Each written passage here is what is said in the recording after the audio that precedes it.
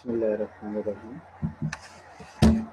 ये students commercial geography का lecture wise 7वां lecture अजीम academy की बुक जो मैडम सदा वसीम ने लिखी है उस बुक का चैप्टर नंबर 4 और chapter number 3 natural vegetation forest. Long question के पॉइंट ऑफ व्यू से इम्पॉर्टेंट है, लॉन्ग क्वेश्चन भी पेपर में आ सकता है। अलबत्ता इसमें से शॉर्ट क्वेश्चन ज़रूर आते हैं और दूसरे चैप्टर्स को कंपेयर किया जाए तो ये चैप्टर उन चैप्टर से बहुत आसान है। आसान इसलिए है कि ये चैप्टर्स आपने ऑलरेडी जो छोटी क्लासेस हैं आपकी 6, 7, 8, 9 उनमें आपने कहीं ना कहीं या जियोग्राफी अगर पढ़ी है तो उसमें तो डेफिनेटली पढ़ा है, और पाकिस्तान स्टडीज़ में और माशरती इल्म सोशल स्टडीज़ में ये मौजूद है।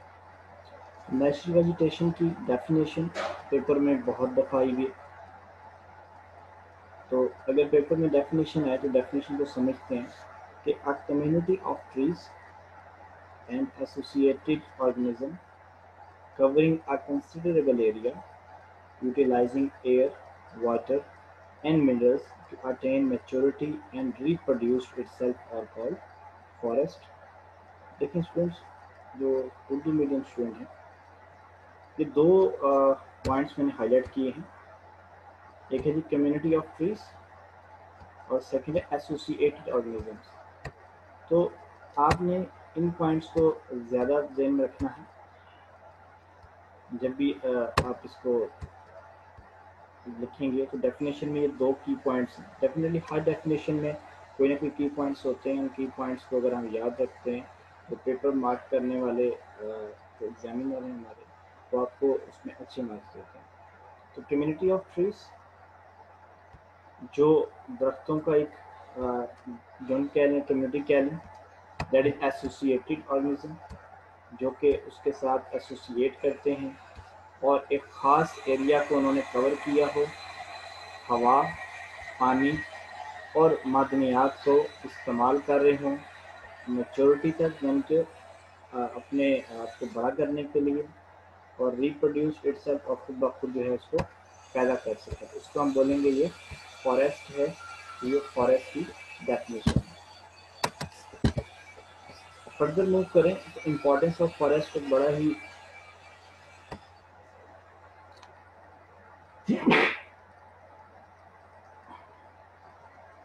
इम्पॉर्टेंट ऑफ फॉरेस्ट एक बड़ा ही अहम टॉपिक है और क्वेश्चंस में बोर्ड में आता भी है। फॉरेस्ट की इम्पोर्टेंस क्या है? Very simple. Forest plays an important role in the economy of any country apart from providing timber, firewood, fodder, fruit and seeds. The forests regulate the water supply and provide the raw material for many industries. एक forest अमूमन तौर पे जो मशहूर है कि forest से जो हमें लकड़ी वगैरह मिल जाती है, जब आपने इसको एक्सप्लेन करना है तो एक्सप्लेन करते हुए आपने एक बात याद रखनी है कि फॉरेस्ट सिर्फ हमें लकड़ी प्रोवाइड नहीं करते या सिर्फ हमें टिम्बर प्रोवाइड नहीं करते, बल्कि ये फूडर भी प्रोवाइड करते हैं, फ्रूट भी हमें फॉरेस्ट से मिलता है और डिफरेंट किस्म के बीज भी हमें फॉरेस्ट से मिलते हैं। तो इसके साथ साथ जो फॉरेस्ट है वो पानी की सप्लाई को रेगुलेट करता है। जहाँ जहाँ फॉरेस्ट अवेलेबल होते हैं वहाँ पानी की सप्लाई मैनेज होती है, मैनेजेबल है, तो ये रेगुलेट अपनी इसके साथ करते हैं। लेकिन इसके साथ कितनी ही इंडस्ट्रीज ऐसी है जिसके रॉ मटेरियल हमें वो फॉरेस्ट से मिलते हैं। बेशुमार इंडस्ट्रीज हैं, उन इंडस्ट्री को हम इंशाल्लाह आगे डिस्कस करेंगे।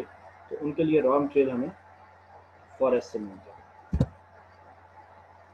एक बात याद रखनी है आपने कि country can live without gold and silver but not without forest. कोई मुल्क सोने और चांदी के बगैर तो रह सकता है, लेकिन अगर उसमें फॉरेस्ट नहीं है तो वो बिल्कुल भी नहीं रह सकता।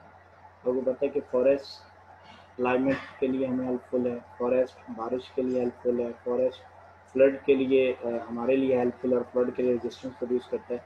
तो इसमें डिफरेंट पॉइंट्स हैं। तो country can live without gold and silver but not without forest. There are two kinds of forest. One is evergreen forest, and second is the deciduous forest. Evergreen forest नाम से लेके जाहिर है और उसका colour भी ग्रीन किया है कि ये पूरा साल ग्रीन रहते हैं, पूरा साल इनके पत्ते हरे रहते हैं। तो सदाबहार जंगलात इनको उर्दू में बोला जाता है। तो वो जंगलात जिनके पत्ते पूरा साल सब्ज रहें उन्हें हम सदाबहार जंगलात कहते हैं।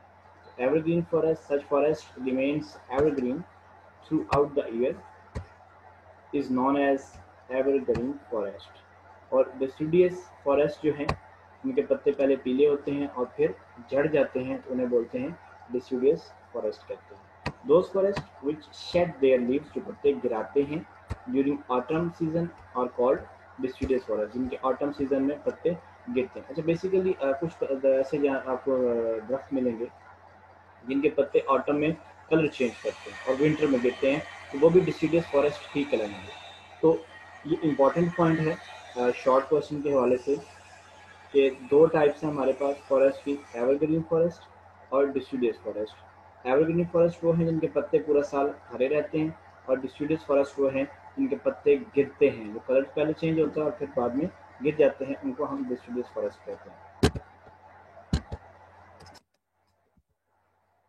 सो types of evergreen forest. Evergreen forest की तीन टाइप्स हैं, ट्रॉपिकल एवरग्रीन फॉरेस्ट और मेडिटेरेनियन एवरग्रीन फॉरेस्ट। अच्छा, ट्रॉपिकल एवरग्रीन फॉरेस्ट का दूसरा नाम है, इसको रेंड फॉरेस्ट भी कहते हैं या इक्वेटोरियल फॉरेस्ट भी कहते हैं। और तीसरा नाम है कॉनिफेरस एवरग्रीन फॉरेस्ट, जिसको हम टाइगा फॉरेस्ट भी कहते हैं। मोस्ट बुक्स में सिंपल इसको टाइगा फॉरेस्ट लिखा हुआ है और क्योंकि इस बुक में कॉनिफेरस एवरग्रीन फॉरेस्ट है। एवरग्रीन फॉरेस्ट की तीन टाइप्स हैं, आप पेपर में पूछ सकता है, tropical, Mediterranean and coniferous. It's very simple कि जो ट्रॉपिकल है और मेडिटेरेनियन है और कॉनिफेरस है, ये तीन है। और कॉनिफेरस को टैगा का वर्ड इसलिए ऐड किया कि कुछ साल पहले, 2 साल पहले शायद, if I am not wrong, तो पेपर में क्वेश्चन आया था define taiga forest, that's why taiga forest का भी आपको अंदाज़ा करना चाहिए। So tropical equatorial evergreen forest, tropical equatorial evergreen forest के, अच्छा इसकी तरतीब आपने याद रखनी है कि जब आपने इसको एक्सप्लेन करना है लॉन्ग क्वेश्चन में, तो आपने सबसे पहले एरिया लिखना है कि ये फॉरेस्ट किन किन एरियो में पाया जाता है। सेकंड आपने क्लाइमेट लिखना है कि क्लाइमेट वहाँ पे क्या है। देन आपने इनके करेक्टरिस्टिक्स लिखने हैं, खसूसियात लिखनी है। तो ट्रॉपिकल एवरग्रीन फॉरेस्ट, जिसे इक्वेटोरियल एवरग्रीन फॉरेस्ट भी कहा जाता है, इसका एरिया है 0 to 10 degree latitude in both hemisphere. Last lecture में हमने डिस्कस किया था कि लैटिट्यूड और लॉन्गिट्यूड क्या है और किस तरह है, और हेमिस्फीयर को भी हमने डिस्कस किया था, साउदर्न नॉर्दर्न में क्या डिफरेंस है। तो दूसरा पॉइंट है द अमेजन बेसन ऑफ साउथ अमेरिका, कहाँ ये जंगलात पाए जाते हैं, ये अमेजन बेसन ऑफ साउथ अमेरिका में पाए जाते हैं। फिर नेक्स्ट कहाँ पाए जाते हैं, कॉन्गो बेसन इन अफ्रीका में पाए जाते हैं। और साउथ ईस्ट एशिया में ट्रॉपिकल एवरग्रीन फॉरेस्ट पाए जाते हैं। क्या क्लाइमेट है इस एरिया में जो पाए जाते हैं, तो hot and wet throughout the year. These forests are found in monsoon region where rainfall is 80 inches and temperature is also 80 to, अच्छा ये जो टेम्परेचर है ये फ़ारेनहाइट में है, सेंटीग्रेड में मेंशन नहीं किया हुआ। सो कंफ्यूज नहीं आपने होना कि पाकिस्तान में जब 45 से 50 आता है तो बेयरेबल नहीं होता, तो ये फ़ारेनहाइट में लिखा हुआ है, ये सेंटीग्रेड में नहीं लिखा हुआ। आप इसको अगर सेंटीग्रेड में कन्वर्ट करना चाहें तो आप इसको इजीली सेंटीग्रेड में कन्वर्ट कर सकते हैं। तो इसलिए मैं आपको मेंशन कर दूं कि ये जो हमने मेंशन किया ये फ़ारेनहाइट में है। और अगर आप में से किसी के ज़हन में ये सवाल आता है कि फ़ारेनहाइट को अगर हमने कन्वर्ट करना है सेंटीग्रेड में, तो हम इसको किस तरह कर सकते हैं, तो लेट्स सपोज के जैसे लिखा हुआ 80 फ़ारेनहाइट, तो इट्स मीन कि 80 फ़ारेनहाइट 26 सेंटीग्रेड तक अप्रॉक्सीमेट बनता है। तो आप इसको इजीली इस तरह ध्यान में रख सकते हैं। और जो 100 डिग्री है तो ये अप्रॉक्सीमेट बनेगा 37 38, तो इजीली आप इसको कर सकते हैं। बारिश इंचज़ में लिखी हुई है तो आप इंचज़ में, आप फ़ारेनहाइट में लिख सकते हैं, तो सब फ़ारेनहाइट मेंशन कर सकते हैं। क्लाइमेट क्या है जी ट्रॉपिकल इक्वेटोरियल एवरग्रीन फॉरेस्ट का, hot and wet throughout the year.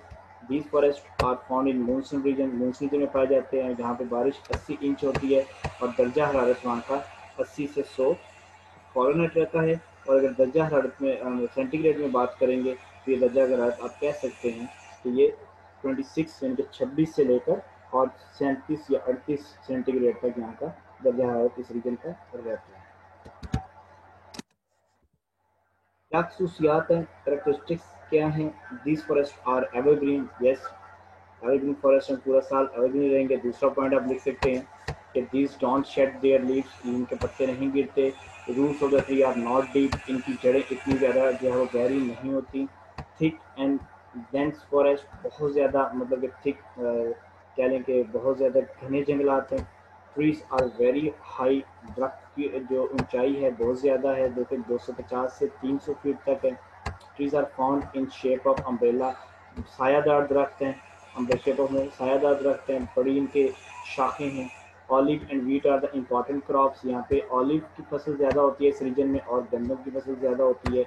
All the trees had commercial value, और तमाम के तमाम ट्रीज ऐसे हैं कमर्शियल वैल्यू से मुराद है कि हम इनसे अर्निंग भी कर सकते हैं। तो ये थी खसूसियात, कैरेक्टरिस्टिक्स। ये नेक्स्ट कौन कौन से यहाँ पे जो है वो दरख्त पाए जाते हैं, कौन कौन से उनके नाम क्या हैं, ठीक है।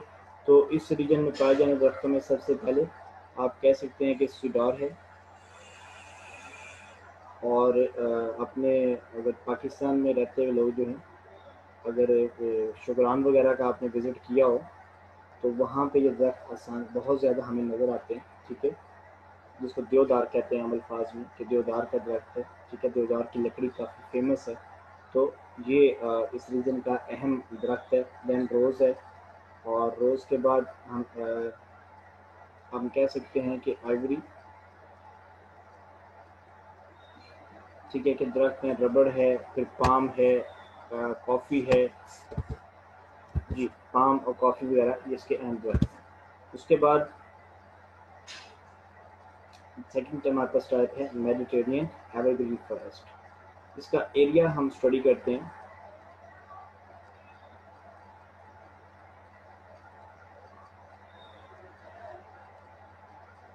तो एरिया है, these forest are found in the region of Mediterranean along the Mediterranean sea from 30 to 45 degrees south, 30 to 45 degree south.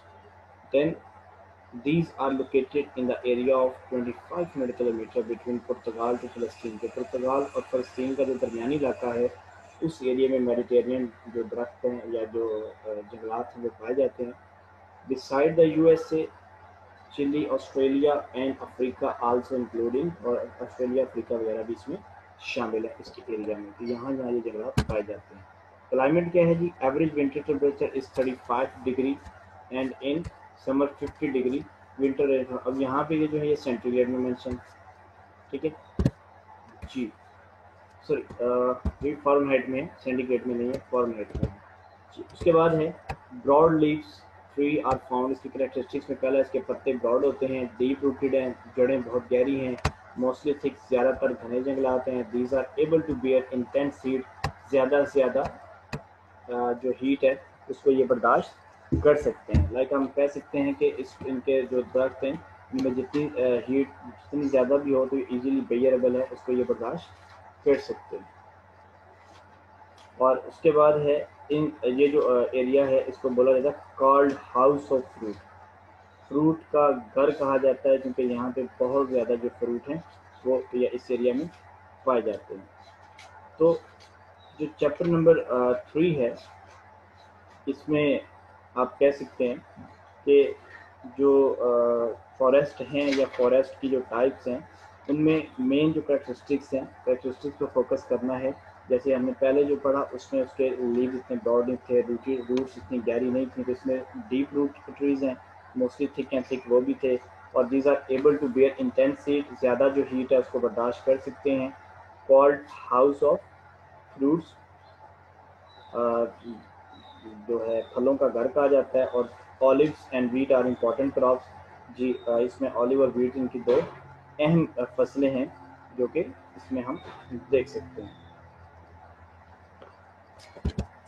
जी। कौन कौन से दरख्त यहाँ पे पाए जाते हैं? ऑलिव है, ऑक है, कॉक है, वाइन है, मेलबरी है, और सिट्रस, ऑरेंज और लेमन के जो दरख्त हैं वो इस एरिया में पाए जाते हैं। जी कॉनिफरस एवरग्रीन फॉरेस्ट एरिया क्या है जी, कोल्ड टेम्परेचर ऑफ सब Arctic land of Germany, Switzerland, Sweden and Russian, ज़्यादा सर्दी वाले इलाके हैं उनमें ये जो है दरख्त ये पाए जाते हैं। This types of forest are found between 45 to 75 degree north latitude. ये डिग्री लैटीट्यूड की बताई गई है, ये भी फॉरन सेंटीग्रेड की है। लैटीट्यूड के अंदर जब हम इसका मैप विजिट करते हैं तो वहाँ पे ये जो है दरख्त ये पाए जाते हैं। क्लाइमेट क्या रिक्वायर्ड है, 32 to 70 degree Fahrenheit. Very low rainfall होती है, बहुत कम बारिश होती है, और मॉइस्चर यहाँ पे हाई होते हैं, ज़्यादा होते हैं। कैरेक्टरिस्टिक्स क्या है, इसको टाइगा फॉरेस्ट कहा जाता है। लो रेनफॉल है, so not much water needed, ज़्यादा पानी नहीं चाहिए। थिन लीव्स, इनके पत्ते पतले होते हैं। दरख्तों की जो हाइट है वो इतनी ज़्यादा नहीं है, स्मॉल साइज़ है। लकड़ी इनकी सॉफ्ट होती है, नरम होती है, सॉफ्ट वुड है। और 67% timber come from this region. और जो टिम्बर्स जो हम यूज़ करते हैं वो 67% वो इन रीजन में से पूरी दुनिया को प्रोवाइड की जाती है। तो दीज आर द और जिसमें ट्रीज़ हैं, फिर है, स्पॉट्स है और बिच। ये तीन किस्म के दरख्त इसके एरिया के एग्जाम्पल्स हैं। जी सेकंड हमारे पास जो फॉरेस्ट की काइंड थी या उसकी एग्जाम में किस्म थी टाइप्स ऑफ डिसीडियस फॉरेस्ट में, वो वो है डिसीडियस फॉरेस्ट। और डिसीडियस फॉरेस्ट की टाइप्स हमें पढ़नी है दो हैं। तो डिसीडियस फॉरेस्ट हैं, उनकी दो टाइप्स हैं, मूनसून और टेम्परेट। मूनसून इलाकों में जो जंगलात पाए जाते हैं उन्हें बोलेंगे मूनसून डिसीडियस फॉरेस्ट, और टेम्परेट डिसीडियस फॉरेस्ट दूसरे इसकी टाइप है। There are two types of deciduous forest, monsoon deciduous forest, temperate deciduous forest. Monsoon deciduous forest का एरिया क्या है, 5 to 30 degree north and south latitudes में। और क्लाइमेट क्या रिक्वायर्ड है, temperature almost 80 degree Fahrenheit, rainfall above 40 inch. यहाँ इस area में बारिश जो है वो 40 इंच से ज़्यादा एनुअल होती है, ये एनुअल बारिश बताई गई है। कैरेक्टरिस्टिक्स क्या हैं इसके, ब्रॉड लीव्स हैं, हार्डवुड ट्री हैं, shade their leaves in winter, definitely deciduous forest हैं तो ये अपने पत्ते इनके झड़ेंगे। नॉट सो थिक, ज़्यादा थिक जंगलात, घने जंगलात नहीं है, ज़्यादा हाई इनकी हाइट भी इतनी ज़्यादा नहीं है, नॉट सो हाई। तो जो ट्रीज़ हैं इन ट्रीज़ के नेम जैसे बैम्बू है, रबड़ है और शीशम, ये एग्जांपल्स हैं डिसीडियस फॉरेस्ट में से मूनसून डिसीडियस फॉरेस्ट की। So the second type is temperate deciduous forest। Area क्या है इसका, found in north western Europe, north eastern USA and east coast of Australia and south east Africa. इन इलाकों में ये दरख्त जंगलात पाए जाते हैं। और इन जंगलात की अगर हम फर्दर बात करते हैं तो करेक्टरिस्टिक्स क्या है जी, ब्रॉड लीव्स हैं, ड्रॉप लीव्स इन विंटर, इनके पत्ते विंटर में गिरते हैं। कंसिडरेबल हाइट, मतलब एवरेज हाइट है, कोई ज़्यादा इनकी हाइट नहीं है। फ्यू ब्रांचेस, ज़्यादा शाखें नहीं होती इसकी। थिक बाक, और उनके आगे जो बाक है वो थिक होती है, घनी होती है। तो नेम ऑफ ट्री कौन से एग्जांपल्स इसमें, ऑक, मैपल, पॉपुलर और चेस्टनट। ये जो हमारे पास इस इलाके के ये इसकी एग्जांपल्स हैं। तो स्टूडेंट्स आज इस लेक्चर में हमने पढ़ा कि नेचुरल वेजिटेशन या फॉरेस्ट की काइंड्स कौन कौन सी हैं। तो इंशाल्लाह नेक्स्ट लेक्चर में हम डिस्कस करेंगे इम्पोर्टेंस ऑफ फॉरेस्ट। तो स्टे ट्यून और इस चैनल को सब्सक्राइब करें। इंशाल्लाह जो और भी कुछ लेक्चर्स इन साथ साथ अपलोड होते रहेंगे जो कि एनुअल एग्जाम्स में आपको बहुत ज़्यादा